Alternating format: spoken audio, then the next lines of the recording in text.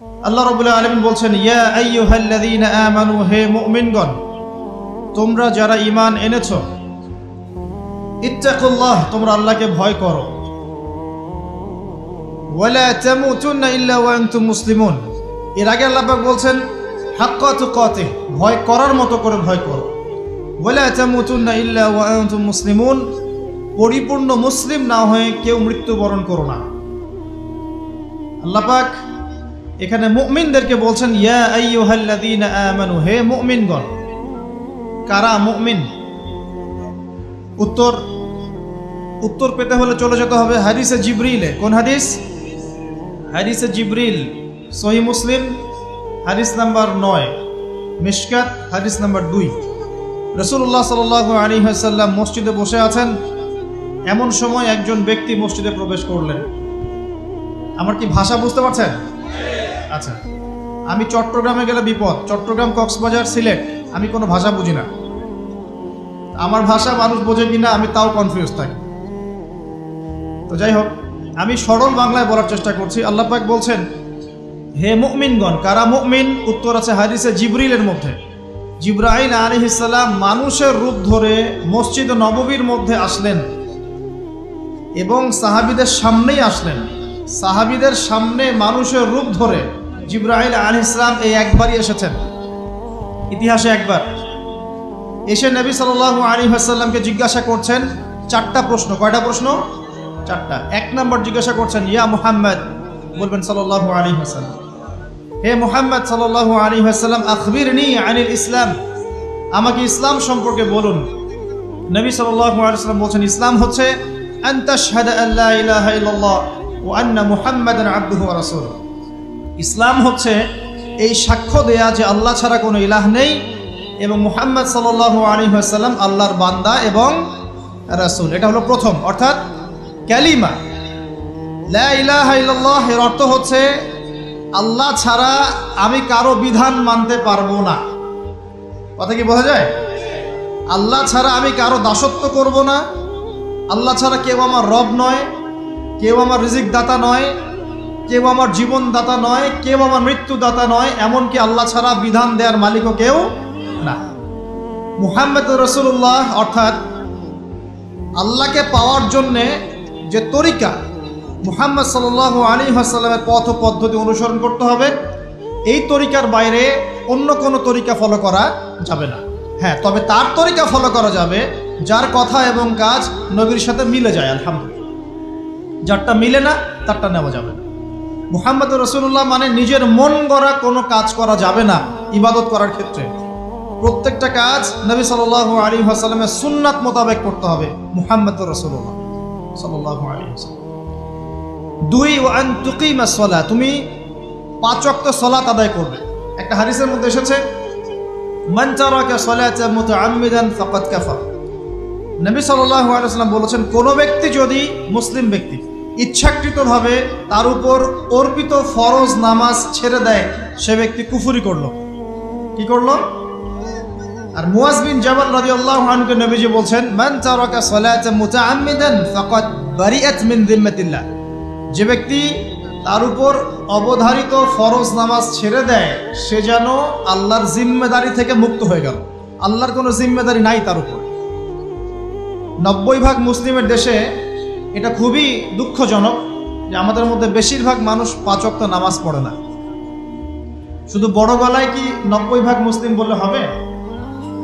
যখন 90% মুসলিমের দেশের 100% মুসলিম 5 ওয়াক্ত নামাজ পড়বে, ইসলাম এমনি এমনি প্রতিষ্ঠা হয়ে যাবে ইনশাআল্লাহ তাআলা।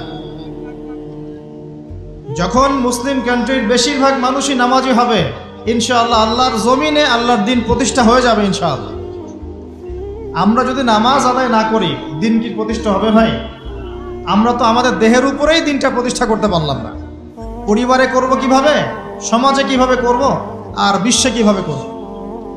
তবে আলোচনার একটা উদ্দেশ্য বলে দিয়ে থাকি, আগেই বলে দিই, ইসলাম দিয়ে পৃথিবী শুরু হয়েছে, নবী দিয়ে সভ্যতা শুরু হয়েছে, ইসলাম দিয়েই পৃথিবী শেষ হবে, নবী দিয়েই সভ্যতা শেষ হবে ইনশাআল্লাহ। শুরু হয়েছে আদম আলাইহিস সালামকে দিয়ে এবং শেষ হবে ইনশাআল্লাহ তাআলা নবী ঈসা আলাইহিস সালামকে দিয়ে। এই কথাটা মাথায় রাখবেন। ইহুদিরা অপেক্ষা করে বসে আছে। কিসের অপেক্ষায় বসে আছে? সব ইহুদি না অবশ্য, যারা জালেম, জায়নিস্ট, বদ, এরা অপেক্ষা করে বসে আছে যে শেষ জামানায় তাদের একজন মাসিহ আসবে। কি আসবে? মাসিহ মানে ত্রাণকর্তা, উদ্ধারকর্তা। যেই মাসিহ আসলে পরে তারা সারা বিশ্বটাকে শাসন করবে এই জেরুজালেম থেকে। কোন জায়গা থেকে? নাম শুনছেন? কোন দিকে এটা? ইসরায়েল। আচ্ছা, ইসরায়েলের না, এটা ফিলিস্তিনের। কার? এই জায়গার মালিক কে? এই জায়গার মালিক আমরা। এটা আমাদের জায়গা। 3টা মসজিদ আপনি সফর করবেন সোয়াবের আশায়, তার সবচেয়ে শ্রেষ্ঠ মসজিদ হারাম মানে মক্কায় 1 রাকাত নামাজ পড়বেন, 1 লক্ষ রাকাত নামাজের সওয়াব হবে ইনশাআল্লাহ। 2 নাম্বার মদিনা, 1 রাকাত নামাজ পড়বেন, 1000 রাকাত নামাজের নেকি হবে ইনশাআল্লাহ। 3 নাম্বার কি? এই যে আকসা, আমরা তো ভুলেই গেছি। আকসা আমাদের। আকসা কাদের? তারা দখল করে নিয়েছে। আচ্ছা, দখল করেছে আমাদের কারণেই, আমাদের দুর্বলতার কারণেই। কিন্তু এই ভোগ দখল চূড়ান্ত হবে না, কারণ তারা অপেক্ষা করছে একজন মাসিহের জন্য, যেই মাসিহ আসলে পরে তারা জেরুজালেম থেকে বিশ্ব শাসন করবে। এখন কিন্তু বিশ্বের বড় বড় ডিপার্টমেন্টগুলো ওরা শাসন করে। খেয়াল করেছেন কি? আপনি যে প্রযুক্তি ব্যবহার করেন এগুলোর চাবিকাঠি ওদের হাতে। আপনি যে অর্থনৈতিক সিস্টেমটা ফলো করেন, ব্যাংকিং সিস্টেমগুলোর কথাই বলছি, এর মূল সূত্র কিন্তু ওদের হাতে, সুতা ওদের হাতে, লাটাই। ইভেন আমরা যে পলিটিক্যাল সিস্টেমগুলো ফলো করি না, এগুলোর তন্ত্রমন্ত্র ওরাই দিয়েছে। যে মিডিয়াগুলো আছে বিশ্বে বড় বড়, সবকিছু ওদের হাতে। ফাইন্যান্স বলে, ফাইন্যান্স মানে বাণিজ্য, ট্রেড, এগুলো ওদের হাতে।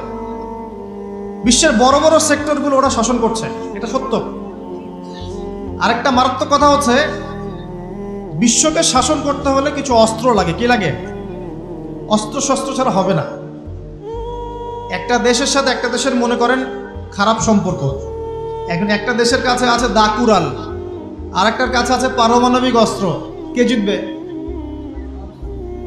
যার কাছে যত ভারী অস্ত্র আছে, শক্তিশালী, তার দাপট তত বেশি। তো এইসব বড় বড় মারণাস্ত্রগুলো, যেগুলোকে আমরা বলি নিউক্লিয়ার ওয়েপেন্স অথবা বলি থার্মোনিউক্লিয়ার ওয়েপেন্স, এগুলো ওদের হাতে। মাসিহ আসলে পরে তারা বিশ্ব শাসন করবে, এটা ওদের যে তালমুদ এই গ্রন্থের মধ্যে লেখা আছে। এবং তারা মনে করে যে এই দাজ্জালই হচ্ছে মাসিহ, তারা মনে করে। আর আমরা জানি হাদিস থেকে এই দাজ্জাল সত্যিকারের মাসিহ নয়। সত্যিকারের মাসিহ কে? ঈসা আলাইহিস সালাম। আল্লাহ পাক ঈসা আলাইহিস সালামের হাতে এই মিথ্যা মাসিহকে মেরে ফেলবেন প্যালেস্টাইনের বাবে লুদ নামক জায়গায়। কোন জায়গা? বাবে লুদ, হাদিসে বর্ণিত আছে। এবং তাকে মারার পরে নবী ঈসা আলাইহিস সালাম সেখান থেকে পুরো বিশ্বে আবারও ইসলামিক একটা খিলাফা কায়েম করবেন ইনশাআল্লাহ তাআলা। এটা হচ্ছে ইসলামের গন্তব্য, এটা হবেই।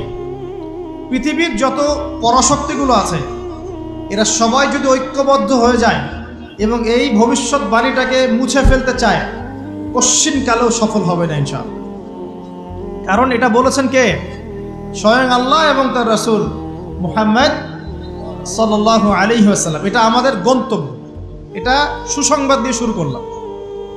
এখন আল্লাহ পাক আমাদেরকে বলছেন, হে মুমিনরা, তোমরা আল্লাহকে ভয় করো। ইমানদার কারা বোঝাতে গিয়ে হাদিসে জিবরিল আসছি।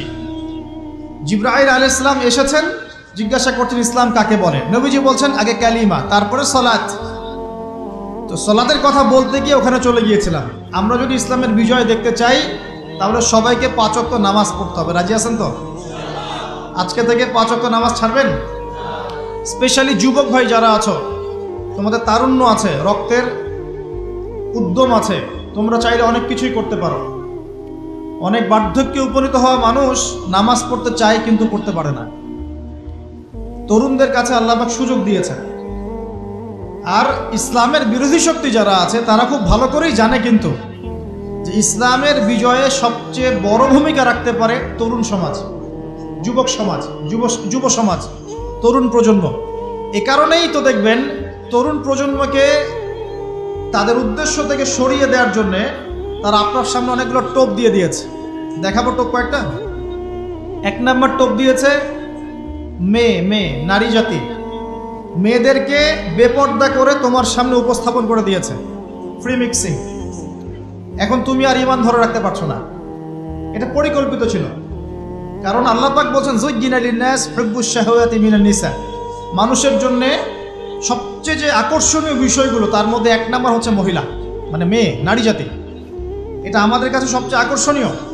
আল্লাহ পাকের সবচেয়ে সুন্দর সৃষ্টিকে মানুষ না, মানুষের মধ্যে আল্লাহ পাকের সবচেয়ে শ্রেষ্ঠ সৃষ্টিকে নারী জাতি।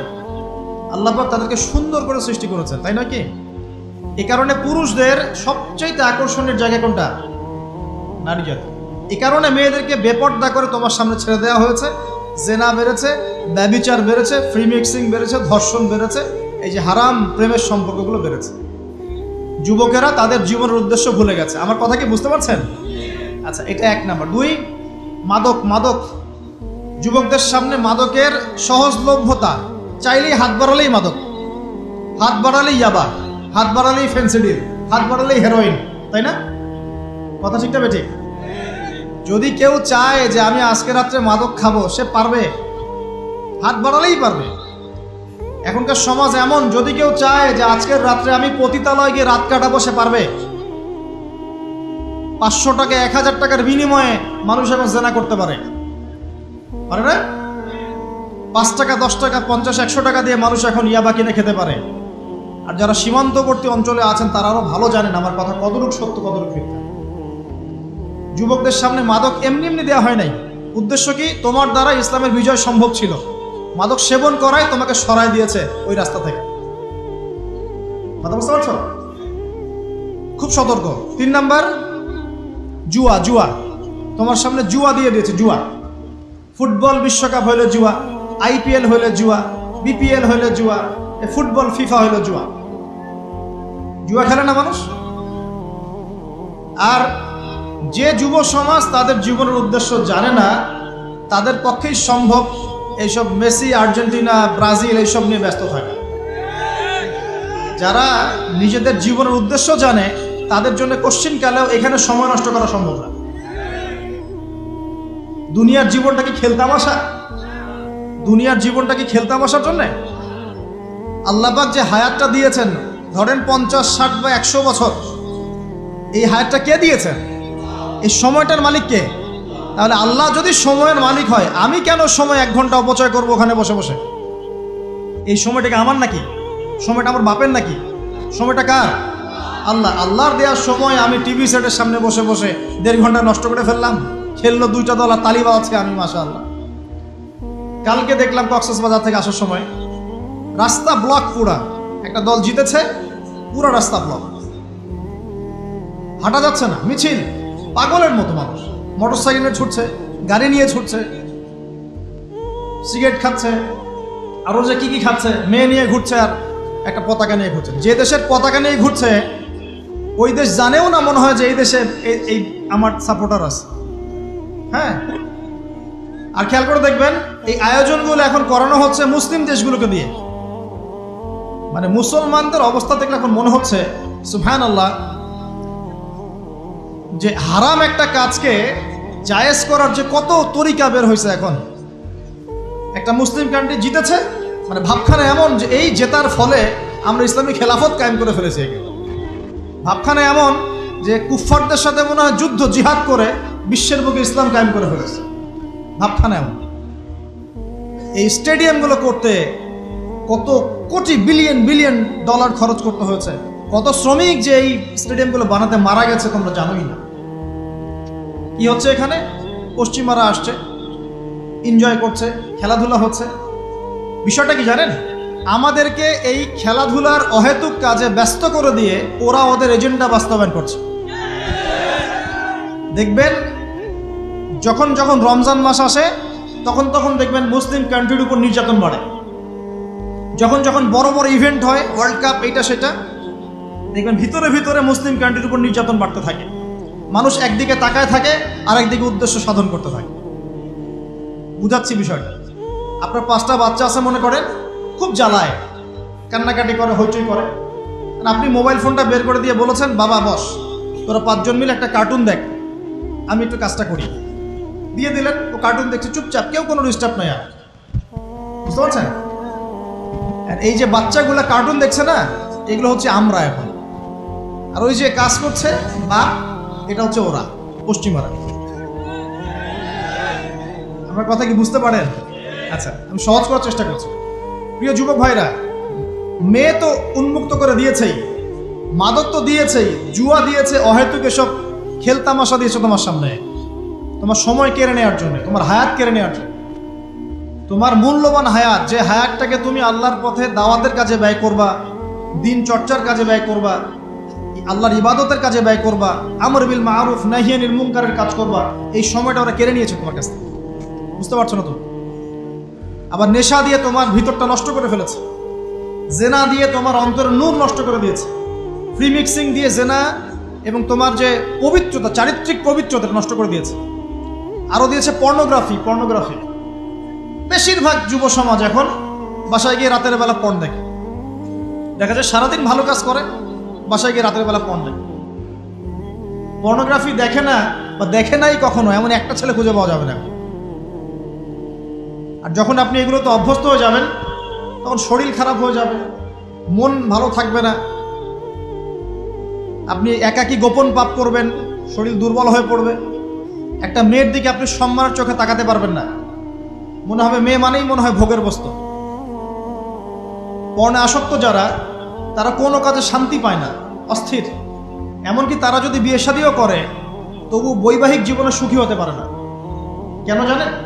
নিজের শক্তি ক্ষমতাগুলো আগেই নষ্ট করে ফেলেছে। এবং অনেকগুলো মেয়ে যখন আপনি দেখবেন নগ্ন, তখন আপনার স্ত্রীকে আপনার কাছে সুন্দর মনে হবে না, মনে হবে এই মেয়ের চেয়ে মনে হয় ওই মেয়েটা সুন্দর, এর চেয়ে মনে হয় ওইটা সুন্দর। আর মেয়ের প্রতি সম্মান তো থাকবেই না, মেয়েকে মনে হবে একটা ভোগের বস্তু। যত বেশি পর্নোগ্রাফি বেড়েছে, তত ধর্ষণ বেড়েছে। দেখেছেন? পর্ন যত বেড়েছে, ধর্ষণ তত বেড়েছে। এমনকি ছোট ছোট বাচ্চারা পর্যন্ত রেহাই পাচ্ছে না। দেখেন না, ছোট ছোট বাচ্চা, 5 বছর 10 বছরের বাচ্চারা, মেয়ে বাচ্চাদের কথা বলছি, এদেরকেও ধর্ষণ করা হচ্ছে। যাদের ঘরে কন্যা সন্তান আছে, তারা খুবই এখন মানে বিপর্যয়ের মধ্যে আছেন আমরা। কারণ সমাজটা তো নষ্ট হয়ে যাচ্ছে। আপনার মেয়েকে কতদিন ঘরে রাখবেন? বাইরে তো পাঠাতেই হবে। বাইরে পাঠালে দেখবেন মেয়ের সম্মান নাই, পর্দা নাই, মেয়েকে জোর করে ধর্ষণ করা হচ্ছে। বাসে, ট্রেনে, অটোতে, অমুকে তমুকে, ট্রাকে মেয়েকে ধর্ষণ করা হচ্ছে। আর প্রত্যেক ধর্ষকের তো আর ইসলামিকভাবে বিচার হচ্ছে না। হচ্ছে? যদি একটা এলাকায় ধর্ষণ হতো আর ধর্ষককে জনসমক্ষে ডেকে ফাঁসি দেওয়া হতো না, তাহলে দেখতেন যে ওই এলাকায় ধর্ষণ বাড়তো না, কমে যেত। যদি একটা এলাকার চোরদেরকে জনসমক্ষে নিয়ে এসে হাত কেটে ফেলা হতো, তাহলে বুঝতেন চুরি কাকে বলে। ভয়ে চুরি করতে পারতো না মানুষ। আর ভাগ্য ভালো যে এই নিয়মগুলো এখন নাই। কেন ভাগ্য ভালো বললাম? ভাগ্য ভালো কেন বললাম? কারণ এই নিয়ম যদি এই মুহূর্তে চালু করা হয়, এই মুহূর্তে যে এখন এই সেকেন্ডের মধ্যে চালু করা হয়, তাহলে অনেক বড় বড় রাঘব বোয়াল যারা আছে ওদের হাত থাকবে না। কথা বুঝতে পারছেন না? কেউ চুরি করে সিসকা চোর বলি আমরা, না কি বলেন আপনারা? ছিচকা চোর বলেন। কেউ আছে চুরি করে, পুকুর চুরি করে। সিসকা চোরকে ধরতে পারলে রাস্তাঘাটে কি মাইটটা দেওয়া হয়, তাই না? মনে হয় যে নিজের শক্তি খাটানোর একটাই জায়গা চোর পিটানো। মসজিদে যদি একটা চোর ধরা পড়ে, কি মাইটটা মারে, খুঁটির সাথে বেঁধে একদম জুতা স্যান্ডেল দিয়ে। আর সামনে যে পুকুর চুরি করে বসে আছে, কিছুই করতে পারতেছে। কি কথা মিথ্যা কথা বলছে? যদি একটা মুসলিম রাষ্ট্রের মধ্যে দুর্নীতি না থাকতো না, মুসলিম রাষ্ট্র বিশ্বকে নেতৃত্ব দিত ইনশাআল্লাহ। যদি কোনো মুসলিম রাষ্ট্রের মধ্যে দুর্নীতিটা না থাকতো না, তাহলে দেখতেন ওই রাষ্ট্র অবশ্যই বিশ্বকে নেতৃত্ব দিত ইনশাআল্লাহ। এমন অনেক অমুসলিম রাষ্ট্র আছে যেগুলো অমুসলিম হওয়া সত্ত্বেও ওদের মধ্যে কোনো দুর্নীতি নাই, জানেন? আল্লাহ পাক আমাদের সবাইকে পরিপূর্ণ মুসলমান হওয়ার তৌফিক দান করুন। দেখেন, আল্লাহ পাক বলেছেন, উদখুলু ফিস সিলমি কাফা, তোমরা পরিপূর্ণরূপে ইসলামে প্রবেশ করো। এখন আমি যদি নামাজও পড়ি, আবার ঘুষও খাই, এদিকে রোজাও রাখি, আবার সুদও খাই, আবার এদিকে আমি হজ উমরাও করি, অন্যের সম্পদ আত্মসাৎ করি, মাপে কমও দেই, মজুদদারি করি ইত্যাদি, আমি কি পরিপূর্ণ মুসলিম? আমি কি উদখুলু ফিস-সিলমি কাফার উপর আমল করতে পেরেছি? আর আল্লাহ পাক এখানে বলছেন ওয়ালা তামুতুন্না ইল্লা ওয়া আনতুম মুসলিমুন, পরিপূর্ণ মুসলমান না হয়ে তোমরা মৃত্যু বরণই করিও না। করলেই সমস্যা। পরিপূর্ণ মুসলমান না হয়ে মারা গেলেই সমস্যা। কি সমস্যা? ওই যে আল্লাহ পাক বলবেন মান রব্বুক, বলবে লা আদরি, আমি তো জানি না, কারণ পরিপূর্ণ মুসলমান হয়নি তো, আল্লাহর সাথে শিরিক করেছে। আল্লাহ পাক বলবেন মা দীনুক, বলবে লা আদরি, আমি জানি না। মা দীনুক উত্তর কেমন করে দিতে পারবে? ইসলামের কিছু অংশ মানে, কিছু অংশ মানে না। ইসলামের কিছু অংশ মানে, নামাজ, রোজা, হজ, যাকাত, তাসবিহ, তাহলিল সবই মানে, কিন্তু সুদ ছাড়তে হবে, ঘুষ ছাড়তে হবে, জেনা করা যাবে না, মদ খাওয়া যাবে না, দুর্নীতি করা যাবে না, মানে না। তাহলে মা দীনুক কি উত্তর দিবে? মান নবিয়ুক, কে নবী? উত্তর কিভাবে সম্ভব?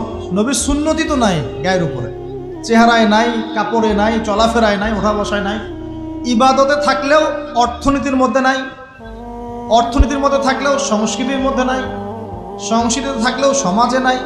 নবীর সুন্নত কি খালি ঘরে তসবিহ টেপার মধ্যেই? মানে আমরা খালি সুবহানাল্লাহ সুবহানাল্লাহ পড়বো এটাই সুন্নত, দাড়ি ছেড়ে দিব এটাই খালি সুন্নত, টাকনোর উপরে কাপড় পরবো এটাই কি খালি সুন্নত? সমাজের মধ্যে সুন্নত নাই, অর্থনীতির মধ্যে সুন্নত নাই, ব্যবসা বাণিজ্যের সুন্নত নাই, চাকরি বাকরিতে সুন্নত নাই, পরিবারের সুন্নত নাই, সংস্কৃতির মধ্যে সুন্নত নাই, আর রাষ্ট্রের কথা বললাম না, ওটা বাদ দেন, ওটা এই যুগে সম্ভব না। ইল্লা মাশাআল্লাহ, যদি আল্লাহ পাক না চান। ওইদিকে আমি কথাই বলতে যাচ্ছি না, আমি সমাজ পর্যন্তই আছি, আর এর উপর যাচ্ছি না। তো প্রিয় ভাইয়েরা, যুবক ভাইদের কথা বলে আমি সামনে যাব। এক নাম্বার কি বলেছি, তোমরা সতর্ক থাকবে মেয়ে থেকে। কি থেকে? মেয়ে থেকে 100 হাত দূরে। 100 হাত মানে আমি বলি, পরামর্শ দেই, আমি তোমাদের ভাইয়ের মতো, ছোট হই আর বড় হই, আর আমাকে এইসব আল্লামা শায়েখ এইসব বলার দরকার নাই। আমি একদম তালেবে ইলম, এখানে বড় বড় অনেক আলেম ওলামায়ে কেরাম আছেন, আমি খুব বিব্রত বোধ করছি কথা বল। আমি জানি যে হকপন্থী ওলামায়ে কেরাম যারা, তারা আমাদের মতো অনলাইনেও আসেন না, এই ফেসবুক ইউটিউবে ভিডিও পাবেন না, এমনও আলেম বাংলাদেশে আছেন জানেন, যারা বহু আলেম তৈরি করছেন, মাদ্রাসা খেদমত করছেন। তো তাদের সামনে আমাদেরকে যখন এইভাবে টাইটেল দেন, লজ্জা লাগে, বিব্রত বোধ করি। শেখার কোনো শেষ নাই। আমি একসময় মনে করতাম যে আমি যখন ইন্টারমিডিয়েটের পর থেকে চর্চা করা শুরু করছি, অনার্স মাস্টার্স পর্যন্ত, মনে করছি যে হ্যাঁ, মনে হয় ইসলাম সম্পর্কে ভালোই জানছি।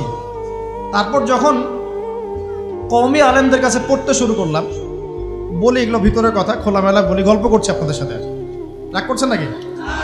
তখন বুঝলাম যে বিগত 5-7 বছরে তো আমি কিছু পড়াশোনা করছি বলে মনে হচ্ছে না। যেমন একটা হাদিস শো করে বললাম যে ওস্তাদ, এই যে আল্লাহ রাসূল সাল্লাল্লাহু আলাইহি ওয়াসাল্লাম বলেছেন যে একজন মুমিন ব্যক্তি আর একজন মুমিন ব্যক্তির আয়না স্বরূপ। কি স্বরূপ? আয়না স্বরূপ। তো আমি যদি অনলাইনে কোনো ভাইয়ের ভুল ধরিয়ে দেই সমালোচনার মাধ্যমে, তাহলে কি আমি হাদিসের উপর আমল করলাম না? তখন ওস্তাদ মিটিমিটি হাসছেন, বলছেন যে তোমার তো টুকটাক অ্যারাবিক গ্রামারের বেস ভালোই, তোমার কি মনে হয়? আমি বললাম যে আমার কাছে তো এটাই মনে হচ্ছে যে আমি যদি সমালোচনা করি, আমি তো আমর বিল মারুফ নাহি আনিল মুনকারের কাজই করলাম। তো তিনি বলছেন আসলে এই হাদিসের ব্যাখ্যা এমন নয়। কেমন ব্যাখ্যা? তুমি কি খেয়াল করো নাই? আমাকে বলছো তুমি কি খেয়াল করো নাই, তুমি যখন আয়নার সামনে গিয়ে দাঁড়াও, তখন আয়না কিন্তু তোমার সাথে কথা বলে না, আয়না নীরব থাকে, স্থির থাকে, কিন্তু তোমার দোষ ত্রুটি কোথায় আয়না কিন্তু দেখিয়ে দেয়। মনে করেন, বুঝাচ্ছি, মনে করেন আপনার গাল কেটে গেছে, আপনি আয়নার সামনে দাঁড়িয়েছেন, আয়না কিন্তু আপনাকে বলে দিবে না এই যে তোমার গাল কাটা, এই ছেলে তোমার গাল কাটা, হ্যাঁ এই মেয়ে, এই ছেলে তোমার এই সমস্যা ওই সমস্যা, বলবে? চুপচাপ থাকবে, আয়না দেখিয়ে দিবে আপনার ভুলটা কোথায়। তিনি আমাকে হাদিসের ব্যাখ্যা শেখাচ্ছেন, বলছেন যে একজন মুমিন ভাই যদি কোনো ভুলের উপর থাকে, তুমি সঠিকটা আমল করে ওর সামনে দাঁড়িয়ে দেখিয়ে দিবে যেটা সঠিক। বুঝলাম, যতদিন যাচ্ছে আমি বুঝতে পারছি যে আসলে এই জ্ঞানের সমুদ্র যে কত গভীর, 100 বছর হায়াত দিলেও মনে হয় শেষ করতে পারবো না। প্রিয় যুবক ভাইরা, নসিহত করছি, সেটা হচ্ছে যে দিনের জ্ঞান অর্জন করতে হবে। জ্ঞান অর্জনের কোনো বিকল্প নাই। আর জ্ঞান অর্জনের জন্য শুধুমাত্র ফেসবুক ইউটিউব যথেষ্ট নয়, এগুলো কনস্ট্রাকটিভ কোনো মাধ্যম নয়, বরং ফিতনা ছড়াবে এগুলো কিন্তু বেশিরভাগ ক্ষেত্রে ফিতনাই ছড়াচ্ছে। আপনার কাছে মনে হচ্ছে হয়তো যে অনেক কিছু লাইভ হচ্ছে, আমরা পাচ্ছি, হ্যাঁ অনলাইনের মাধ্যমে জানছি, হ্যাঁ ঠিক আছে স্বীকার করি ভালো আছে, কিন্তু মন্দটা অনেক বেশি। এর মধ্য দিয়ে আলেমে বিভক্তি হয়ে গেছে, এর মধ্য দিয়ে একে অপরের সাথে আমাদের সম্পর্ক নষ্ট হয়ে যাচ্ছে, গীবত তহমত সমালোচনা কাদা ছড়াছড়ি সংস্কৃতি বাড়ছে, ঐক্য বিনষ্ট হচ্ছে, অনেক সমস্যা হচ্ছে। আর এগুলো কনস্ট্রাকটিভ সিলেবাস নয়, সিলেবাস আপনাকে ওলামায়ে কেরামের কাছে এসে জানতে হবে। আমি বলছি 1 নাম্বার কোরআন থাকবে, আপনাদের জেনারেলদের জন্য বলছি, কারণ আপনাদের জন্য এটা এত সহজ হবে না। মাদ্রাসা যারা পড়া শুরু করেছেন ছোটবেলা থেকে তাদের জন্য সহজ, আপনাদের জন্য এত সহজ নয়। সিলেবাসগুলো জেনে রাখেন। কোরআন পড়তে হবে আগে, পবিত্র কোরআনের বিশুদ্ধ তেলাওয়াত শিখতেই হবে, এবং প্রত্যেক দিন চেষ্টা করবেন 1 পৃষ্ঠা 2 পৃষ্ঠা আধা পারা 1 পারা করে তেলাওয়াত করার জন্য। তেলাওয়াতের কোনো বিকল্প নাই, প্রত্যেক হরফে 10 নেকি পাবেন ইনশাআল্লাহ। এরপরে এর ভাষা আছে, কোরআনিক গ্রামার আছে, নাহু সরফ, আর এই বইগুলো আপনি একা পড়তে পারবেন না। এই বইগুলো পড়তে হলে ওস্তাদ লাগবেই। এক একটা বই 2 বছর করে পড়তে হইতে পারে, পড়তে হবে। যদি আপনি কোরআন জানতে চান, বুঝতে চান, পড়তে হবেই। আর যদি মনে করেন না আমার এত জানা বোঝার দরকার নাই, সেটা আলাদা বিষয়, তখন আপনি ওলামায়ে কেরামের কাছে গিয়ে জিজ্ঞাসা করে মাসআলা নিয়ে নেবেন। এখানে একটা কথা বলে দিই, এখন আবার একটা নতুন আমি ফিতনাই বলবো বের হয়েছে যে আলেম ওলামার প্রয়োজন নাই, কোরআন হাদিস বাসায় পড়বা, নিজে একা একাই মুস্তাহিদ হয়ে যাবা। অনেক দিনী ভাইকে দেখছি আমি, যে যুবক ইয়াং, তার আগে বিপদগামী ছিলেন, হেদায়েত হয়ে ইসলামের দিকে এসেছেন, এখন প্রথমেই সহিহ বুখারী টান দিয়ে পড়াশোনা করতে। কে বললো আপনাকে প্রথমে সহিহ বুখারী পড়তে? আপনি কি এক লাভ দিয়ে এই মেডিকেল সায়েন্সের বই পড়তে যাবেন? এত কঠিন কঠিন বই আগে কেন? এই বইগুলো পড়তে ওলামায়ে কেরামের 15-20 বছর সময় লাগে, 15-20 বছর সময় লাগে। 15 বছর বেশি বলে ফেলছে মনে হয়, আমাদের মতো হলে 20 বছর লাগে। কঠিন বই আগে না, আগে সহজ বইগুলো পড়তে হতো। তো ভাবখানা তখন দেখা যায় এমন, কয়েকটা হাদিসের কিতাব পড়ে, কোরআনের কিছু অনুবাদ পড়ে, আলেম ওলামার আর দরকার নাই, কোনো মাযহাবেরও দরকার নাই, আমি নিজে একাই মুস্তাহিদ। এটা একটা ফিতনা চলছে। তো আমি বুঝাচ্ছি আপনাকে, একটা মাসআলা ধরেন আপনার সামনে আসলো, মনে করেন ওই যে আমি পেপার মানি নিয়ে কথা বলেছিলাম না, কাগজের টাকা, এরপর আসছে ক্রিপ্টোকারেন্সি। কি আসছে? নাম শুনুন নাই? ইলেকট্রনিক মানি তো চলে আসছে, যে ইলেকট্রনিক মানি দিয়ে আপনারা লেনদেন করছেন না, এরপরে আসবে ক্রিপ্টোকারেন্সি। ক্রিপ্টোকারেন্সি মানে বিটকয়েন। এগুলো ভবিষ্যৎবাণী না, কিন্তু কিছু মানুষ মনে করে এগুলো ভবিষ্যৎবাণী। এগুলো ভবিষ্যৎবাণী না, এগুলো বর্তমান। অলরেডি পৃথিবীর কিছু কিছু দেশে চলে আসছে, হয়তোবা এদেশেও অচিরে আসবে। তো মনে করেন এখন আপনি একজন সাধারণ মানুষ, ক্রিপ্টোকারেন্সি কি জিনিস আপনি বোঝেন না। এখন আপনি একজন আলেমের কাছে আসলেন, এসে বললেন যে হুজুর ক্রিপ্টোকারেন্সি কি জিনিস আমি বুঝি না, এটা হালাল না হারাম, জায়েজ না জায়েজ, কতটুকু রাখা যাবে রাখা যাবে না, মাসআলা দেন। এখন আমি যদি আপনাকে বলি এই যে ভাই নেন কোরআন, এই যে তাফসীর ইবনে কাসির নেন, জালালাইন নেন, মারিফুল কোরআন নেন, এই যে বুখারী মুসলিম তিরমিজি আবু দাউদ নাসাই সবগুলো নেন, বাসায় গিয়ে পড়াশোনা করে মাসআলা বের করেন, পারবেন? সম্ভব? সম্ভব কি? কে পারবে? যিনি মুস্তাহিদ। আর একটা সমাজের মধ্যে মুস্তাহিদ মানুষের সংখ্যা কতজন থাকে? অল্প কিছু। বেশিরভাগ মানুষই তো অন্ধ অনুকরণ তাকলিদ করতে হবে তাকে। তখন এই যে আপনি আমার কাছ থেকে মাসআলাটা জানলেন, এই মাসআলা জেনে নেওয়াটা কি আপনার জন্য উচিত না অনুচিত? আপনার এই মাসআলা জেনে নেওয়াটা কি উচিত না অনুচিত?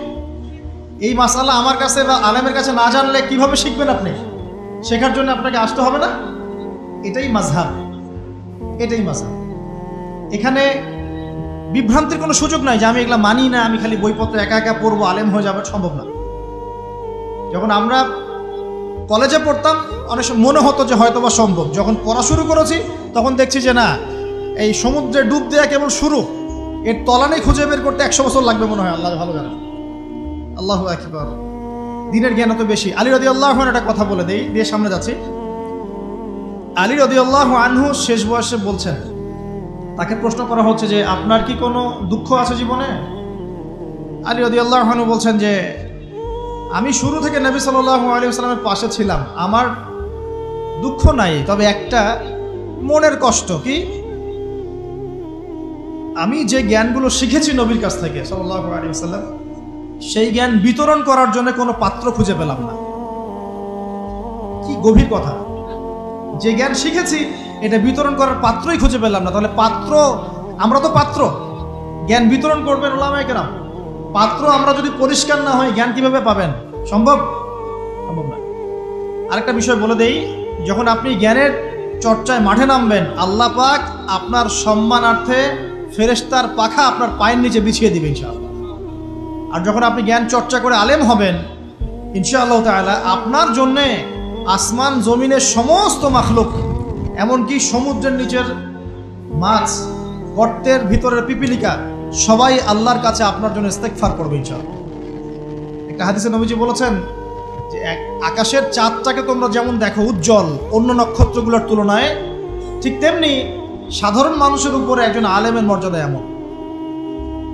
তো প্রিয় ভাইয়েরা, যুবক ভাইদেরকে বলছি, স্পেশালি আজকের লেকচারটা স্পেশালি তোমাদের জন্যই, এই ফাঁদগুলো থেকে বেঁচে থাকবে এবং এলেম অর্জন করবে।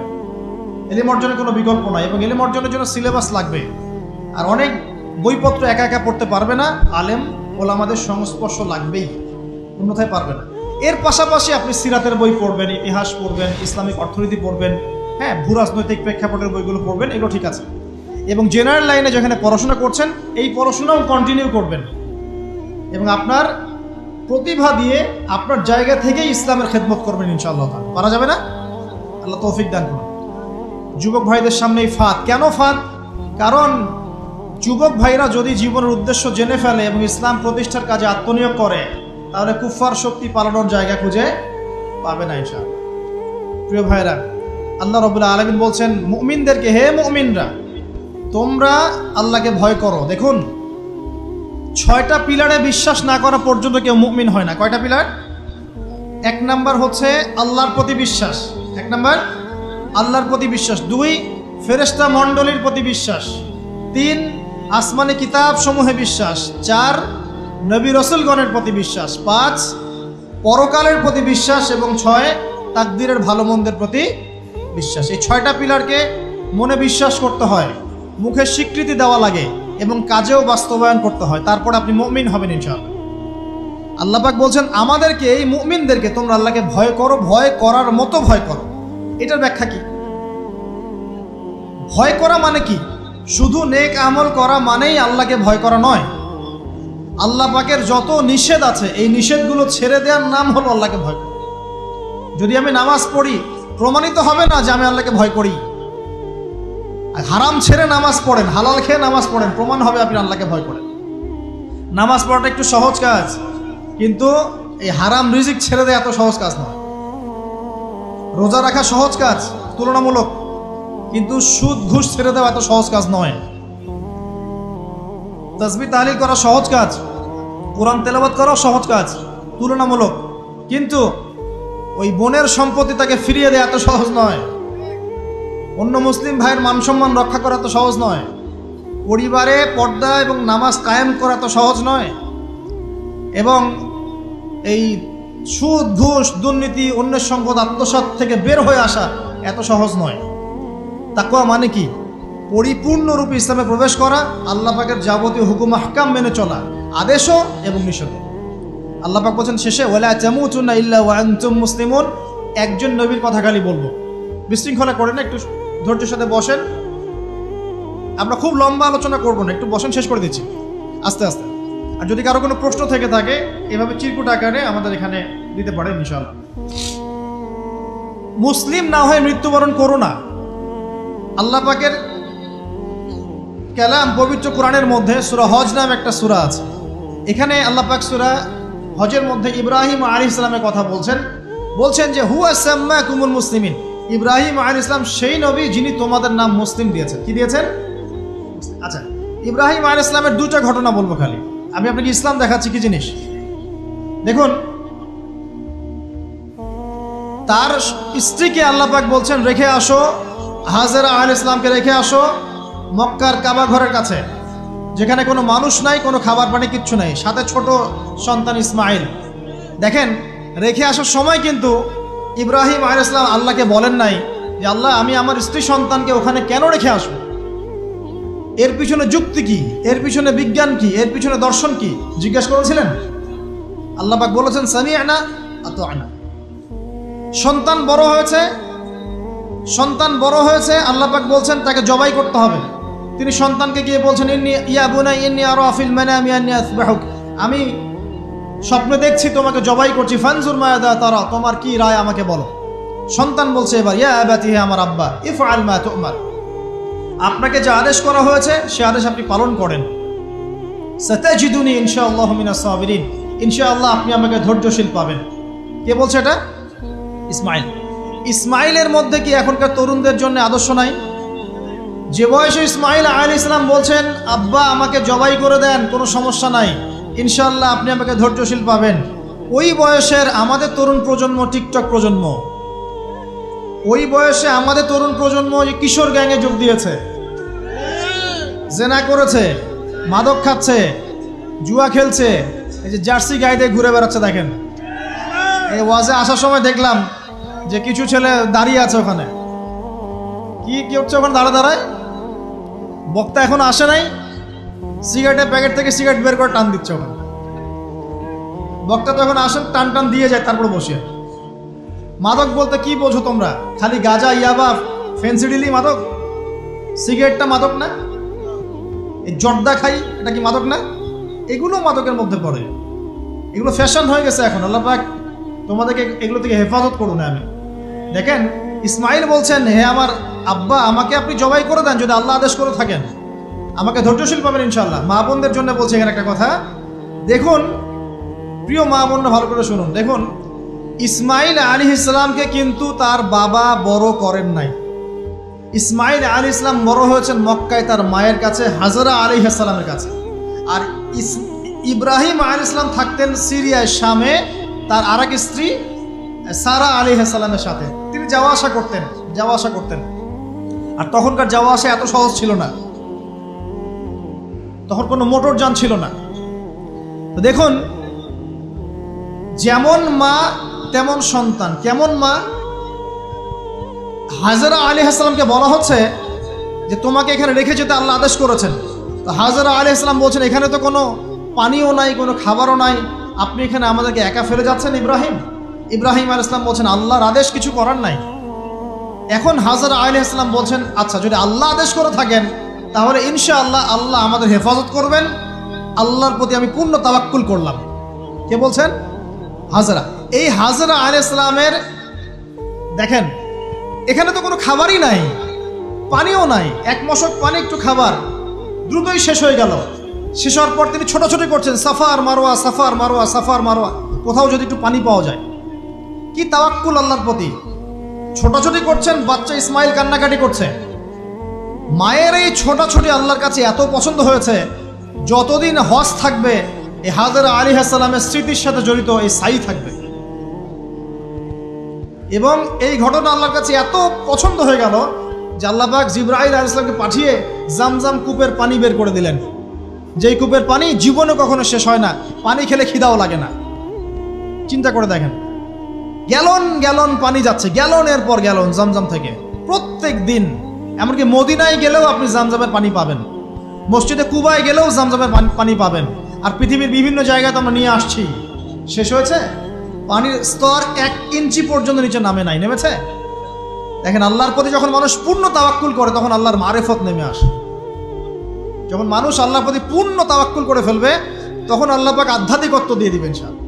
এটা কি বিজ্ঞান দিয়ে ব্যাখ্যা করা যায়?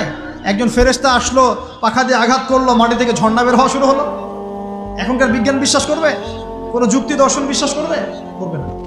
এই যে মা, তাওয়াক্কুল কাটিনি মা, তার গর্ভ থেকে জন্ম নিয়েছে ইসমাইলের মতো সন্তান, যে বলছে আব্বা আমাকে জবাই করতে চাইলে করে দেন, কোনো সমস্যা নাই, আল্লাহর ইনশাআল্লাহ আপনি আমাকে ধৈর্যশীল পাবেন। এই জন্য বলি আমাদের পরিবারের মায়েরা যদি হাজরা আলাইহিস সালামের মতো হতে না পারে তাহলে ইসমাইলের মতো প্রজন্ম তৈরি হবে না।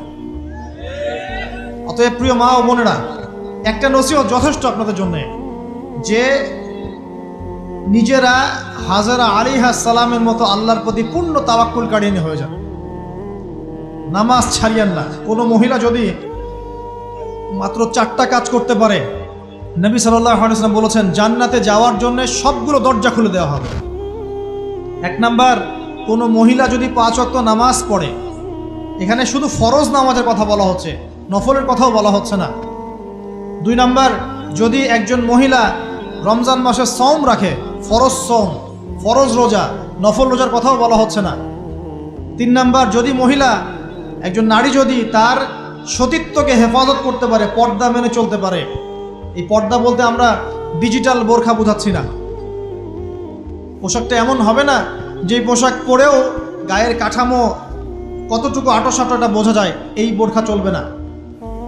বোরখা এমন হবে না, পোশাক এমন হবে না যে বাহির থেকে ভিতরের অঙ্গ দেখা যায়, এই বোরখা চলবে না। পোশাক এমন হবে না যে পোশাকটা পুরুষদের পোশাকের সাথে সাদৃশ্য আছে, গেঞ্জি টি শার্ট পরা যাবে না। পোশাকটা এমন হবে না যেই পোশাকটা অমুসলিমদের সংস্কৃতির সাথে বা ধর্মীয় কালচারের সাথে সাদৃশ্য আছে, এমন পোশাকও চলবে না। যদি কোনো নারী 3 নাম্বার তার লজ্জাস্থানের হেফাজত করতে পারে, মানে শরঈ পর্দা মেনটেন করতে পারে। আর পর্দা করে যদি কলেজে গিয়ে আর ইউনিভার্সিটিতে গিয়ে সহি প্রেমে লিপ্ত হন, তাহলেও পর্দা হবে না। কথা বোঝাতে পারছি না মনে হয়। পর্দা করেও যদি ইউনিভার্সিটিতে গিয়ে গ্রুপ স্টাডি করতে হয় গায়রে মাহরামের সাথে, এই পর্দাও চলবে না। পর্দা মানে পর্দা। পর্দা করে যে দুলা ভাইয়ের সাথে কুটুস কুটুস গল্প করা শুরু করেন, ইডিস পিডিস, চলবে না পর্দা। দেবর আর ভাবি, এখন দেখেন না, দেবর ভাবি, শালি দুলা ভাই, চাচাতো ভাই চাচাতো বোন, কোন জায়গায় সমাজ গিয়েছে জানেন?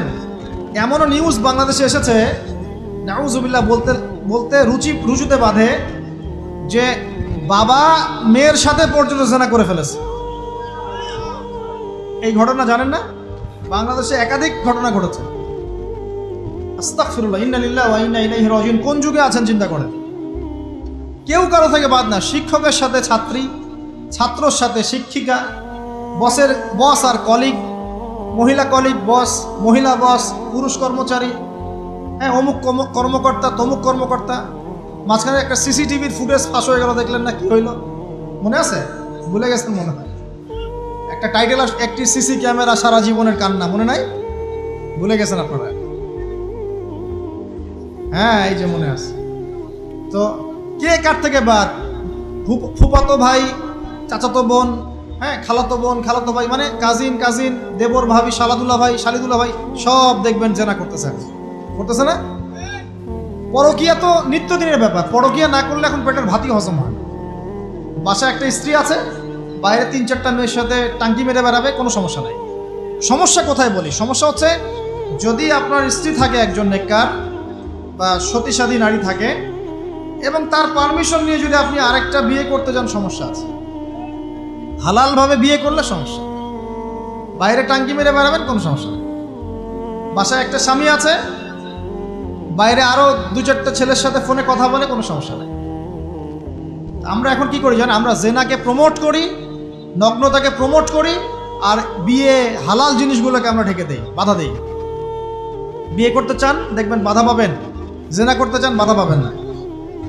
হ্যাঁ, বিশ্বাস করছেন না? বিয়ে করতে যে দেখেন খালি কত বাধা আসে, আর জেনা করতে চান, কোনো বাধা নেই। মদ খাইতে চান, কোনো বাধা নাই। লিগ্যাল কিছু পতিতালয় আছে আমাদের দেশে, লিগ্যাল, এবং তাদেরকে পতিতা বললেও মানুষ রাগ করে। এখন বলতে হবে যৌনকর্মী, সেক্স ওয়ার্কার। কেন? তাদের যদি এতই সম্মান দেওয়ার ইচ্ছা থাকে আমাদের, আমরা কি ওদেরকে হালাল কোনো কর্মসংস্থান দিয়ে এই পাপের পথ থেকে ফেরাতে পারি না? ঠুনকো আবেগ দেখাও মিয়া, বাইরে খালি কিছু টাকা পয়সা ইনভেস্ট করে একটা প্রজেক্ট হাতে নিয়ে এই মেয়েদেরকে, মহিলাদেরকে যদি একটা ভালো কর্মসংস্থানের ব্যবস্থা করে, ওরা কি জেনা করবে নাকি? ও তো টাকার জন্য করে, পেটের দায়ে করে। কোনো মেয়ে কি চায় নিজের ইজ্জত মানুষের কাছে বিক্রি করতে? কোনো মেয়ে চায় না। প্রিয় দিনী বোনেরা, পোশাক এই 4টা মূলনীতি মেনে চলবেন। পোশাক এমন হবে না, আটো-সাটো পোশাক চলবে না, পাতলা পোশাক চলবে না, বাইরে থেকে ভিতর দেখা যায়, পুরুষের পোশাক চলবে না, এবং অমুসলিমদের সাদৃশ্য আছে এমন পোশাক চলবে না। আপনি বাসায় কি পোশাক পরে থাকেন, আমরা এখানে তো কোনো রকম ইন্টারফেয়ার করতে যাচ্ছি না। বাইরে যদি গায়রে মাহরামদের সাথে বের হন, সামনে বের হন, তাহলে অবশ্যই আপনাকে এই পর্দা মেনটেন করে আসতে হবে। এটা ইসলামিক লস। আল্লাহর আইন যদি আপনি না মানেন, আপনার কবর আপনার, আমার কবর আমার। ফাযাক্কির ইন্নামা আনতা মুযাক্কির, উপদেশ দাও তুমি, শুধু উপদেশদাতা। লাস্তা আলাইহিম বিমুসাইতির, তুমি কারো প্রতি দারোগা নও, আমাদের দায়িত্ব জাস্ট প্রচার করা। বাল্লিগু আন্নী ওয়ালাউ আয়া, একটা আয়াত জানলেও খালি প্রচার করে দাও, দ্যাটস অল। ফাযাক্কির ইন নাফাআতিয যিকরা, তুমি উপদেশ দাও যদি উপদেশ কোনো কাজে আসে। প্রিয় ভাইয়েরা, বন্ধুদের কথা বলতে গিয়ে এখানে এসেছিলাম। একটা মেয়ে 4টা কাজ করলে জান্নাতে চলে যাবে ইনশাআল্লাহ। 5 ওয়াক্ত নামাজ, ফরজ নামাজ, 2 রমজান মাসের সওম, 3 নাম্বার লজ্জাস্থানের হেফাজত, আর 4 নাম্বার স্বামীর আনুগত্য। স্বামীর কি দেখেন, ফ্যামিনিস্ট মেয়েরা বলবে স্বামীর দাসত্ব। দাসত্ব আনুগত্য এক জিনিস নয়, মনে থাকবে। দাসত্ব আনুগত্য এক জিনিস নয়। আনুগত্য মানে কি? আনুগত্য মানে আপনার স্বামী আপনাকে কোরআন সুন্নাহ মতো চালানোর চেষ্টা করছে, আপনি এটা ফলো করবেন, আনুগত্য। আর আপনার স্বামী যদি আপনাকে কোরআন সুন্নাহর বাইরে যেতে বলে, যদি বলে যে আসো অফিসের কলিগরা আসছে, আমার টেবিলে খাবার পরিবেশন করো, যাবেন না আপনি, আনুগত্য করবেন না। আপনার স্বামী বলছে যে সুন্দর করে সাজুগুজু করো, তো আজকে ঘুরে আসি সাজেক, ঠিক আছে, বাইকের পিছনে বসে আপনাকে নিয়ে যেতে যাচ্ছে, আপনি যাবেন না, বলবেন যে এরকম সাজুগুজু করে গায়রে মাহরামদের সামনে যাওয়া জায়েজ নাই। আনুগত্য কি? কোরআন সুন্নাহ সমর্থিত কাজে আপনি স্বামীকে ফলো করবেন, আনুগত্য। স্বামী যদি এমন কোন আদেশ করে যে আদেশটা কোরআন সুন্নাহর বাইরে যায়, আপনি এখানে কোনো আনুগত্য নাই। একটা হাদিস আছে, লা তুআতা লি মাখলুক ফি মা'সিয়াতিল খালিক, মানে স্রষ্টার অবাধ্যতায় সৃষ্টির কোনো আনুগত্য নাই। আল্লাহর অবাধ্যতায় সৃষ্টির কোনো আনুগত্য নাই। প্রিয় ভাইয়েরা, একটা আয়াত আমাদের জন্য যথেষ্ট হবে ইনশাআল্লাহ। মুমিন আমরা মুমিন না? মুমিন না? আল্লাহ বিশ্বাস করি কি না? ফেরেশতায় বিশ্বাস করি না? নবী রাসূল আসমানি কিতাবে, পরকাল, তাকদীরে বিশ্বাস করি তো? আমরা সবাই ইসলামের বিজয় চাই কি না? আমরা সবাই পরিপূর্ণ মুসলমান হতে চাই কি না? আমরা চাই কি না যে আমাদের সাথে সাথে আমাদের পরিবারটাও জান্নাতে যাক? এবং আমরা চাই কি না যে আমাদের সমাজটাও ইসলামের আলো আলোকিত হোক? চাই কি না? যদি চাই, প্রিয় ভাইয়েরা, আমার 10টা নসিহত। কয়টা? 10টা, জাস্ট 10টা লাইন বলবো, আর আপনাদের ধৈর্য নষ্ট করছে না। 1, জ্ঞান অর্জনের যে কথা বলেছি, জ্ঞান শুধু অর্জন নয়, জ্ঞানের বিপ্লব ঘটাতে হবে। পারবেন ইনশাআল্লাহ? যে যেখানে পড়াশোনা করছেন করেন, কিন্তু ইসলামিক পড়াশোনা বাদ দিয়ে নয়। দিনের জ্ঞান আগে অর্জন করতে হবে, বাল্য বয়সে অর্জন করতে হবে। আল্লাহ তৌফিক দান করুন। 2 নাম্বার, প্রত্যেক দিন কোরআনকে সময় দিবেন। কি করবেন? প্রত্যেক দিন কোরআনকে সময় দিবেন। প্রত্যেক দিন মিনিমাম 1 ঘন্টা করে হলেও কোরআন তেলাওয়াত করার চেষ্টা করেন। পারবেন ইনশাআল্লাহ? 2, 3 নাম্বার, আপনার জীবনটাকে রাসূলুল্লাহ সাল্লাল্লাহু আলাইহি ওয়াসাল্লামের সুন্নাত দিয়ে সাজাতে হবে। প্রত্যেকটা কাজ করার আগে 3 বার চিন্তা করবেন। কয়বার? 3 বার, যে এই কাজটা কিভাবে করলে সুন্নত হবে, কিভাবে করলে সুন্নত হবে না। এই রাত্রে ঘুমাবেন, 3 বার চিন্তা করবেন যে কি কি কাজ করে ঘুমালে পরে ঘুমটা সুন্নত হবে, নেকি হবে। ওযু করবেন, সূরা ফালাক নাস ইখলাস পড়বেন, আয়াতুল কুরসি পড়বেন, সূরা বাকারার শেষে 2টা আয়াত পড়বেন, 33 বার সুবহানাল্লাহ, 33 বার আলহামদুলিল্লাহ, 34 বার আল্লাহু আকবার পড়বেন। ডান দিকে কাত হবেন, আল্লাহুম্মা বিইসমিকা আমুতু আহইয়া, ব্যাস। যদি 6 ঘন্টা ঘুমিয়ে থাকেন, 6 ঘন্টার প্রত্যেক সেকেন্ডে নেকি পাবেন ইনশাআল্লাহ। এর নাম সুন্নত। প্রতিটা কাজ সুন্নত মাফিক করতে হবে। একটা খালি কথা বলে দেই, শুধু একবার দরুদ পড়ে নাই, নবীর নাম শুনে দরুদ পড়ে নাই ইচ্ছাকৃতভাবে, তাকে নবীজি বলছেন সে ধ্বংস হোক। নবী বলছেন আমিন, মানে বদদোয়া হচ্ছে এটা। তাহলে সারা জীবন যে আমরা দাঁড়িয়ে রাখছি না, টাকনোর নিচে কাপড় পরছি, হ্যাঁ, যে গোফ লম্বা করে একদম শুশুকের মতো রেখে দিয়েছি, কাটছি না, লেবাস ইসলাম না আসছে না, নামাজ পড়ছি না সুন্নাহ মোতাবেক জীবন করছি না, আমাদের কি হবে? আমরা কি নবী সাল্লাল্লাহু আলাইহি ওয়াসাল্লামের সুপারিশ পাবো? কবরে তাকে দেখালে উত্তর দিতে পারবো? পারবো ইনশাআল্লাহ। কখন? যখন আমরা পুরো জীবনটাকে নবীর সুন্নাহ মতো ঢেলে সাজাবো ইনশাআল্লাহ। সূরা আল ইমরানের মধ্যেই আছে, কুল ইন কুনতুম তুহিব্বুনাল্লাহ ফাত্তাবিউনি। আল্লাহ বলছেন, হে নবী বলে দিন, তোমরা যদি আমার ভালোবাসা চাও, আল্লাহকে পেতে চাও, তাহলে নবীকে অনুসরণ করো, আমাকে অনুসরণ করো। আল্লাহ পাক কি করবেন? ইউহিব্বুকুমুল্লাহ, আল্লাহ পাক তোমাদেরকে ভালোবাসবেন। ইয়াগফির লাকুম যুনুবাকুম, আল্লাহ পাক তোমাদের সমস্ত গুনাহ মাফ করে দেবেন ইনশাআল্লাহ। আল্লাহু গফুরুর রহিম। 3 নাম্বার বলেছি, ভাই নবীর সুন্নাহ মতো জীবন গড়েন। 4, একটা হালাল রিজিক অন্বেষণ করেন, হারামে যাবেন না। ওয়াদা করেন যে না খেয়ে মরে গেলেও হারাম রিজিকে যাবেন না। পারবেন তো ইনশাল্লাহ? আল্লাহ পাক তৌফিক দান করুন। 5 নাম্বার, পরিবারের আদর্শ হবে জান্নাতি আদর্শ। পরিবারের মধ্যে অনইসলামিক কোনো কালচার ঢুকতে দিবেন না। টিভিটা আছে না পরিবারে, আসার মানে আছে ভেঙে দিবেন একেবারে। যদিও বা টিভির চেয়ে ডেঞ্জারাস জিনিস এখন আমাদের হাতেই থাকে। টিভি তো তাও মানুষ সবাই একসাথে বসে দেখতো, যে যার মতো দেখতে পারতো না। একটা নাটক সিনেমা দেখলেও সবাই মিলে দেখতে হতো। এখন তো ফোন, সবার ঘরে ঘরে একটা পৃথিবী, সবাই ঘরে ঘরে যে যার মতো দেখছে আর কি। টিভি ভাঙে আর কি করবো, বাদ দেন, থাক, টিভি আর ভাঙে। আচ্ছা, আর পরিবারে পর্দা থাকতে হবে। ছোটবেলা থেকে সন্তানদেরকে কোরআনের শিক্ষা দেওয়া লাগবে, তালিম থাকতে হবে পরিবারে। পরিবারে হালাল রিজিক থাকতে হবে। একটা কথা বলি, পরিবারে মেয়েদের প্রতি, স্পেশালি মেয়েদের প্রতি নরম থাকবেন, কঠিন হয় না। কারণ আমার অভিজ্ঞতা থেকে বলছি ভাই, নারী জাতির প্রতি কঠিন হয়ে কোনো ফায়দা নাই। যত কঠিন হবেন তত সমস্যা। আর এই ব্যাপারে আপনার চেয়ে আমার অভিজ্ঞতা 1 ধাপ বেশি, মাত্র 1 ধাপ। আচ্ছা, 5টা। 6 নাম্বার হচ্ছে ইসলামিক কিছু ফাউন্ডেশন বা অ্যাসোসিয়েশন গড়ে তোলার চেষ্টা করেন। এদের কাজ হবে ইসলামের সৌন্দর্যগুলো দিয়ে সমাজ সেবা করা। পারা যাবে না? ওই যে হিলফুল ফুজর নবী সাল্লাল্লাহু আলাইহি ওয়াসাল্লাম তৈরি করেছিলেন না? আচ্ছা, এটা শুধু ফাউন্ডেশন হতে হবে জরুরি না, এটা প্রতিষ্ঠানও হতে পারে, একটা মসজিদের উদ্যোগে হতে পারে, মাদ্রাসার উদ্যোগে হতে পারে, বা সামাজিক সংগঠনও হতে পারে, যার উদ্দেশ্য হচ্ছে ভালো কাজ করা। এই শীতকাল আসছে, এই শীতকালে আমরা ইনশাআল্লাহ তাআলা পুরো দেশব্যাপী, এই শীতকালে ইনশাআল্লাহ আমরা চেষ্টা করব পুরো দেশব্যাপী শীতার্ত মানুষের মধ্যে বিনামূল্যে কম্বল বিতরণ করার জন্য। পারা যাবে না ইনশাআল্লাহ? সমাজ কল্যাণমূলক কাজ করলে কি হবে জানেন? সমাজের মানুষের কাছে ইসলামের সৌন্দর্য ফুটে উঠবে এবং ওই হাদিসের উপর আমল হবে। যদি আপনি কোনো মুসলিম ভাইয়ের একটা কষ্ট দূর করে দেন, আল্লাহ পাক আপনার একটা কষ্ট দূর করে দিবেন ইনশাআল্লাহ। আপনি যতক্ষণ মুমিন বান্দা মুসলিম ভাইয়ের পাশে থাকবেন, আল্লাহ পাকও আপনার সাহায্যে আপনার পাশে থাকবেন ইনশাআল্লাহ। আল্লাহ পাক তৌফিক ইনায়াত করুন, আমিন। আর কি, আমর বিল মারুফ নাহি আনিল মুনকারের কাজ করবেন। প্রত্যেক মাসে কিছুটা সময় আল্লাহর রাস্তায় দেওয়ার চেষ্টা করেন। 1 দিন হোক, 2 দিন হোক, 3 দিন হোক, 7 দিন হোক, আপনি চেষ্টা করেন আল্লাহর পথে সময় দেওয়ার জন্য। এটা 7। 6টা বললাম না 7টা বললাম? 7টা বলছি। 8 নাম্বার, আলেম ওলামার সোহবত লাগবে। একা একা চলা যাবে না। আপনি যে আলেম ওলামাদেরকে হক্কানি মনে করেন, আপনার দৃষ্টিতে তাদের কাছেই আপনি পড়ে থাকেন, কোনো সমস্যা নেই।